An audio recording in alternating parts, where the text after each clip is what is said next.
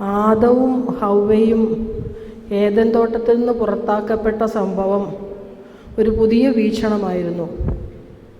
അതിനകത്ത് വരാനിരിക്കുന്ന, അല്ലെങ്കിൽ പാപത്തിന് പരിഹാരം ചെയ്യാൻ ഇരിക്കുന്ന ദൈവത്തിൻ്റെ കുഞ്ഞാടിൻ്റെ സിംബോളിക്കായിട്ട് കുഞ്ഞാടിൻ്റെ തൊലി ഉരിഞ്ഞ് അവർക്ക് വസ്ത്രമുണ്ടാക്കി എന്നുള്ളതും ഒരു പുതിയ അറിവായിരുന്നു.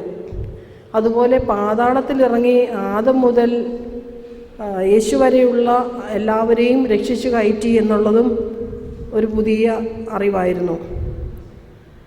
പിന്നെ വീഞ്ഞിൻ്റെ സിമ്പൽ വളരെ മനോഹരമായിരുന്നു.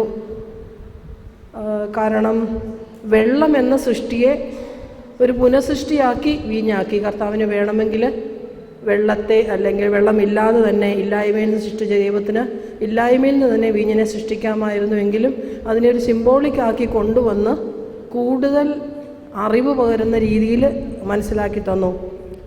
പിന്നെ പാപം മൂലം വികലമായ മനുഷ്യരെയാണ് കൽഭരണി സൂക്ഷിപ്പിക്കുന്നതെന്ന് പറഞ്ഞതും ഒരു പുതിയ അറിവായിരുന്നു.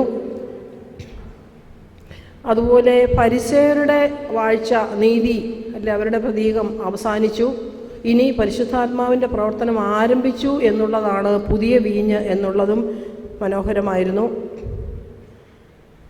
പാപരഹിതയായി ഉത്ഭവഭാവമില്ലാതെ മാതാവിനെ സൃഷ്ടിക്കുക വഴി ആദ്യ സൃഷ്ടിയാക്കി എന്നുള്ളതും നമുക്ക് പുതിയ അറിവാണ് എന്നെനിക്ക് തോന്നുന്നു. പിന്നെ ഏറ്റവും കൂടുതൽ സങ്കീർത്തനം ഇത്ര മധുരമാക്കിയ ആരൊക്കെയാണോ ഇതിൻ്റെ പ്രവർത്തിച്ച് അവർക്കെല്ലാം ഹൃദയം നിറഞ്ഞ നന്ദി ഞങ്ങൾ രേഖപ്പെടുത്തുന്നു. Thank you.